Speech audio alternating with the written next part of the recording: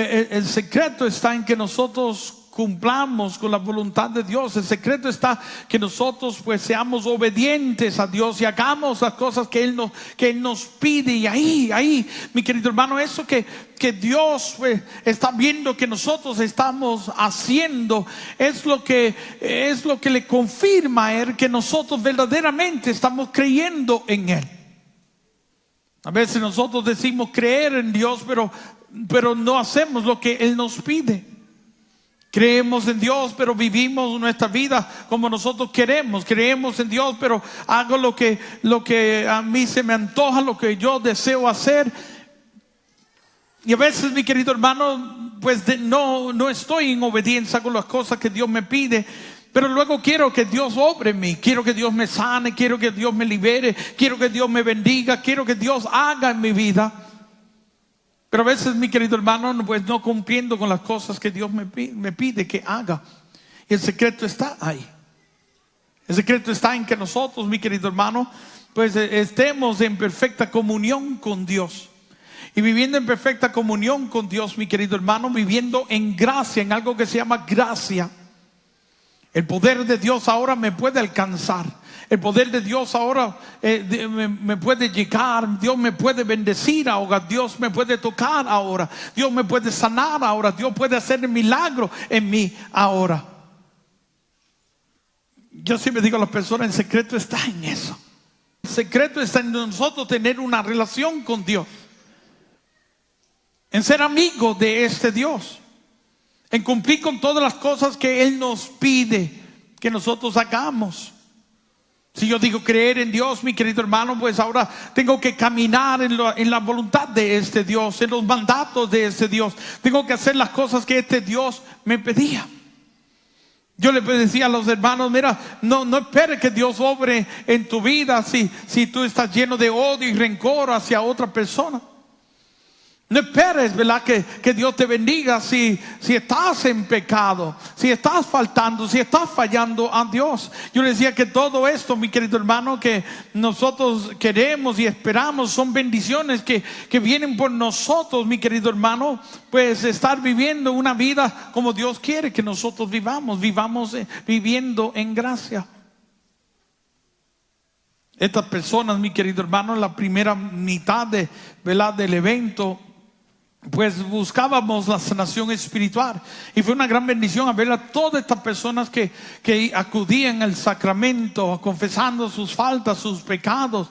Y sabes que, mi querido hermano, cuando entramos a la segunda parte, que empezamos a orar por los enfermos, inmediatamente nosotros empezamos a ver los efectos de este acto de fe que ellos hacían yendo a confesar sus pecados.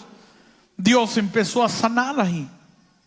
Dios empezó a obrar en todas las personas que estaban ahí, levantando a unos de silla de ruedas, sanando tumores, quistes, fibromas, personas que no podían escuchando, personas que no podían ver, ahora viendo, y todo después de este acto que ellos hicieron de ir a confesar sus pecados. ¿Por qué, mi querido hermano? Porque después de ese sacramento, viviendo ahora en gracia, viviendo cerca de Dios, ese Dios ahora les tocaba. Ese Dios ahora podía tocarle, podía obrar en su vida, podía sanarle. Esos hombres, hoy le menciono, ¿verdad? Este hombre se puso en medio, levantó su mano, extendió su mano. Aquellos hombres lanzaron sus redes a pesar de que habían pescado toda la noche. Jesús les pidió que lo volvieran a hacer y lo hicieron. Este ciego le invita a que fuera a Siloé a lavarse, estando otros estanques cerca de donde él estaba, pudiendo haber lavado su rostro ahí. Bueno, él dijo, no, yo voy a ir a Siloé, donde él me envió. Pues sabes qué, mi querido hermano, todo este acto de obediencia de parte de ellos alcanza la gloria de Dios para ellos. Fueron sanados, fueron liberados. Es que ese es el secreto de todo, mi querido hermano. Yo he visto, mi querido hermano, que que cuando yo estoy bien con Dios, yo avanzo, yo prospero, Dios, veo bendiciones de Dios alcanzándome sin yo a veces ni pedirla. Veo a Dios llegando a mí cuando estoy bien con Dios, y cuando le falto, mi querido hermano, siento esa anemia espiritual, siento la distancia de Dios en mi vida. Veo esa sequía espiritual en mi vida, porque no es así como funciona esto. Hay personas, mi querido hermano, que quieren que Dios esté ahí para ellos siempre. Que Dios les sane, que Dios les bendiga, que Dios le hagan prosperar. Pero tenemos que entender que estos son bendiciones, mi querido hermano, para aquellos que están en gracia, para aquellos que son hijos de Dios. Nosotros le explicamos muchas veces aquí, ¿verdad? Personas que dirán, bueno, hermano, todos somos hijos de Dios. Ojalá así fuera. Ojalá que todos, mi querido hermano, fuéramos hijos de Dios. Y esa es la voluntad de Él, de que todos lleguemos a ser hijos. Pero la verdad es que no todos somos creación todos de Dios. Pero hijos de Dios, la Biblia dice, es aquel que hace la voluntad del Padre. Y a veces, mi querido hermano, queremos que Dios nos dé las cosas que le corresponden a los hijos, pero nosotros no cumpliendo con la voluntad de Dios. Faltando los mandamientos, faltando a todo lo que Él ha prescrito para cada uno de nosotros. Y a veces, mi querido hermano, pues fallando todo eso, queremos que el poder de Dios me sane, el poder de Dios me alcance. Quiero que Dios me sane. Pues ¿sabes qué, mi querido hermano? Antes que Dios te sane, ve y reconcíliate con esa persona con quien acabas de tener una pelea, con quien acabas de tener una discusión. Y podemos tener una discusión y podemos tener una pelea, mi querido hermano, y nos podemos enojar. El mismo Jesús en el templo, ¿verdad? En el Evangelio de San Marcos, en versículo 12 en adelante, nos habla de que Jesús fue al templo y encontró personas profanando el templo, vendiendo en el templo, y se molestó, se enojó Jesucristo. Incluso se puso hasta un poco violento Jesucristo, tratando de limpiar el templo. Todos nos podemos enojar, mi querido hermano, pero que el enojo no dure más de un día, dice la Biblia. No nos podemos acostar con ese enojo. Tú te puedes enojar con tu esposo, con tu esposa, con tu esposo, con tu esposa, pero que ese enojo no dure más de un día. Tienes que reconciliarte, y si tienes que pedir perdón, mi querido hermano, pues necesitas hacerlo para que tus pecados sean perdonados. Necesitamos de reconciliarnos, ¿verdad? Para que esa pelea o esa discusión o ese desacuerdo no se convierta en pecado. Necesitamos, mi querido hermano. La Biblia dice, y si tienes algo en contra de tu hermano, del Evangelio de San Marcos capítulo 11 versículo 25, y si tienes algo en contra de tu hermano, ve y pídele perdón para que tus pecados sean perdonados. Tú tienes que perdonar a aquel que tanto daño te hizo, aquel que te ofendió, aquel que te molestó, aquel que te provocó ira. Tú tienes que perdonar a esa persona para que Dios te perdone a ti, mi querido hermano. Y solo te estoy poniendo, ¿verdad?, ejemplos. Pero a veces, mi querido hermano, lo que quiero decirte es que a veces queremos, ¿verdad?, vivir nuestra vida apartada de Dios, pero quiero que Dios esté ahí, quiero que Dios me sane, y no es así como funciona. Vive en gracia para que tú veas las bendiciones de Dios alcanzante. Deuteronomio 28 nos habla de esta vida de gracia, ¿verdad? Si nosotros estamos guardando los mandatos y estatutos de Dios, bendiciones vendrán sobre mí y me alcanzarán. Tú vas a ser bendecido, y sin tener que pedirle nada a Dios, tú vas a ser bendecido en todo lo que tú pretendas, en todo lo que tú hagas, en todo lo que tú toques.